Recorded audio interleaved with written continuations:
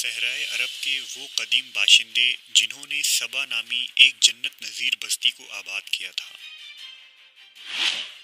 قوم سبا جنہیں اللہ نے بے شمار نعمتوں سے نوازا تھا، لیکن انہوں نے ایسا کون سا جرم کیا تھا کہ صرف ایک ادنے سے چوہے نے ایک عظیم بستی کو تباہ و برباد کر دیا۔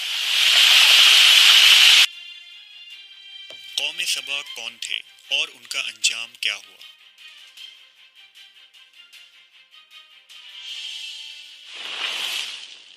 قرآن مجید میں اللہ نے ہمارے لیے سبق آموز قصے بیان کیے ہیں، جہاں کہیں کسی قوم کے کسی برائی کا ذکر ہے تو کہیں کسی قوم کی سرکشی کا تذکرہ ہے۔ ان اقوام پر آنے والے خوفناک عذاب اور ان کے انجام سے نہ صرف قریش مکہ بلکہ اہل کتاب اور اس زمانے کے لوگوں کو ڈرایا گیا ہے، یہاں تک کہ یہ دنیا میں آنے والے تمام انسانوں کے لیے نصیحت ہے۔ ان اقوام میں سے ایک قوم ایسی بھی تھی جسے قوم سبا کہا جاتا ہے۔ تاریخ کے مطابق سبا جنوبی عرب کے ایک بہت بڑی قوم کا نام تھا۔ قدیم زمانے سے ہی پوری دنیا میں عرب کے اس قوم کو کافی شہرت حاصل تھی۔ 2500 سال قبل از مسیح کے اسوریا اور بابل کے کتبے میں اس قوم کا ذکر ملتا ہے، جنہیں ساہوم کہا گیا ہے۔ اسی طرح بائبل کے کتاب یرمیہ میں بھی اس قوم کا ذکر آیا ہے۔ تاریخ کو کھنگالنے سے یہ معلوم ہوتا ہے کہ اسلام کے ظہور سے پہلے جزیرہ عرب میں بسنے والے اقوام کو مورخین 3 طبقوں میں تقسیم کرتے ہیں، جو کہ عرب بائدہ، عرب عاربہ اور عرب مستعربہ کہلاتے ہیں۔ بہرحال قوم سبا کا تعلق عربوں کے دوسرے طبقے یعنی عرب عاربہ سے تھا۔ قوم سبا کو سبا اس لیے کہتے ہیں کیونکہ اس علاقے کو سبا نامی ایک شخص نے آباد کیا تھا۔ لہٰذا ابن عباس بیان کرتے ہیں کہ رسول اللہ صلی اللہ علیہ وسلم سے سوال کیا گیا کہ سبا کوئی مرد تھا یا عورت یا کسی ملک کا نام؟ آپ صلی اللہ علیہ وسلم نے فرمایا، سبا ایک مرد تھا جس کے 10 بیٹے تھے، ان میں سے 6 یمن چلے گئے تھے اور 4 شام چلے گئے تھے۔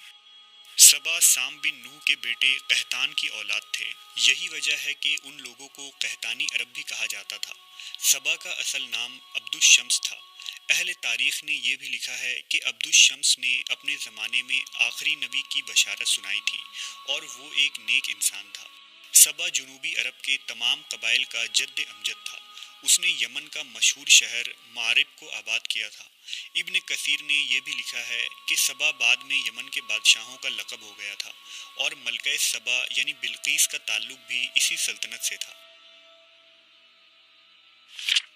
قوم سبا کی سلطنتیں ایک زمانے میں اتنی طاقتور ہو گئی تھیں کہ مصر، شام، ایران اور ہند تک کے علاقے تک پھیل گئے، جہاں کے کھنڈرات میں ان کے نشانات اب بھی موجود ہیں۔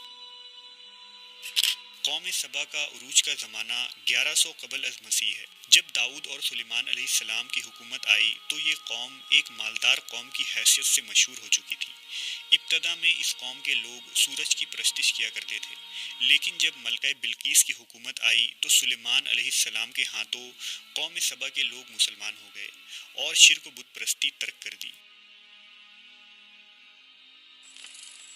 امام ابن کثیر لکھتے ہیں کہ قوم سبا کے علاقے میں معرب نامی ایک شہر تھا۔ یہ شہر بلق نامی 2 پہاڑوں کے درمیان تھا۔ پہاڑوں سے بارش کا پانی آنے کی صورت میں یہ شہر ہمیشہ سیلابوں کی زد میں رہتا، لہٰذا اس شہر کے بادشاہوں نے، جس میں ملکہ بلقیس کا نام بھی آتا ہے، دونوں پہاڑوں کے درمیان ایک مضبوط بند تعمیر کیا جس نے سیلاب کو روک کر پانی کا ذخیرہ بنا دیا۔ بند کے اندر، اوپر، نیچے پانی نکلنے کے لیے 3 دروازے بنائے گئے۔ اس بند کے نیچے ایک بڑا تالاب تھا جس میں 12 نہریں نکالی گئی جو شہر کے مختلف اطراف میں پہنچائی گئی۔ دونوں پہاڑوں کے کناروں پر باغات لگائے گئے تھے جس میں ہر طرح کے درخت اور ہر قسم کے پھل بکثرت پیدا ہوتے تھے۔ کہتے ہیں کہ قدرت کی فراوانی اس قدر تھی کہ ایک عورت سر پر ٹوکری لے کر چلتی تو درختوں سے ٹوٹ کر گرنے والے پھلوں سے وہ ٹوکری خود بخود بھر جاتی۔ سینکڑوں میلوں میں پھیلے باغات کا سلسلہ دیکھنے سے یوں لگتا تھا کہ یہ ایک خوابوں کا شہر ہے۔ قسم قسم کے پھلدار درختوں اور پھولوں کی کثرت سے پورا علاقہ معطر ہو گیا تھا اور جب ہوا چلتی تو اس خوشبو سے لوگ لطف اندوز ہوا کرتے تھے۔ وہیں خود اس علاقے میں عود، عنبر، مشک، دارچینی اور بے شمار چیزوں کی پیداوار ہوتی تھی۔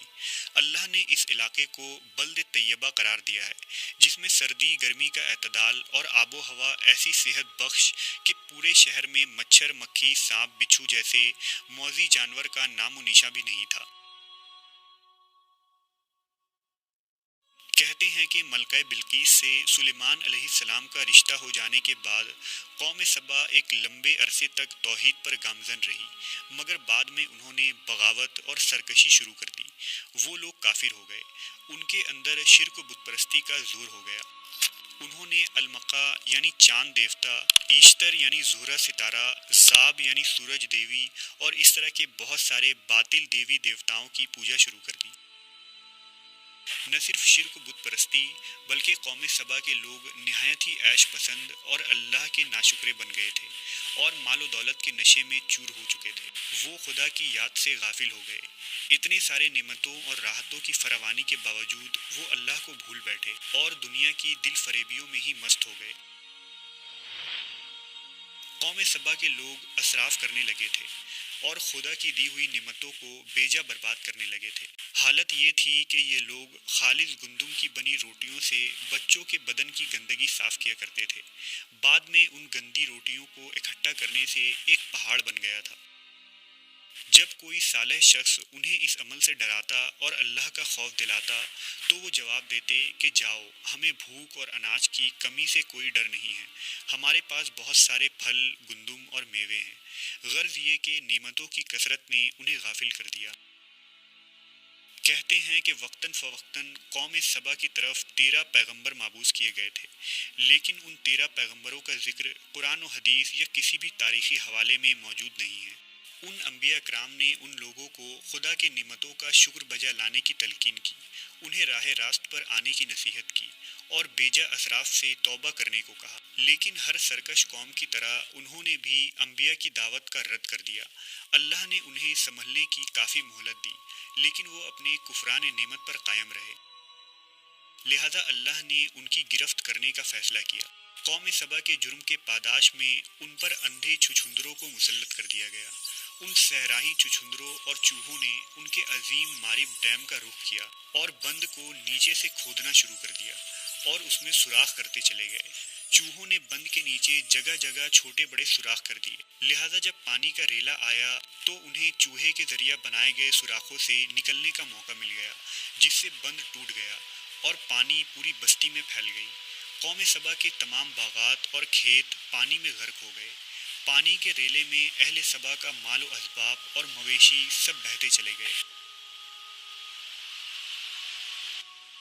اہل سبا کے خوبصورت سجے سجائے محلات اور مکانات ویران ہو گئے۔ سبا کے لوگ پانی میں غرق ہو کر ہلاک ہو گئے۔ مورخین لکھتے ہیں کہ سبا کے کچھ لوگ بھاگ کر عرب کے وسط میں یثرب چلے گئے۔ یہ قبیلہ اوس و خزرج تھا، جنہوں نے بعد میں مدینہ شہر کو آباد کیا اور ان کا جد امجد عمرو بن عامر نامی شخص تھا۔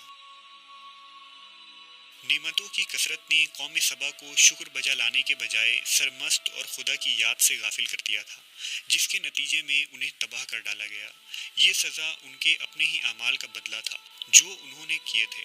اس طرح اللہ کے غضب نے اس قوم کو انتہائی عروج سے گرا کر اس گڈھے میں پھینک دیا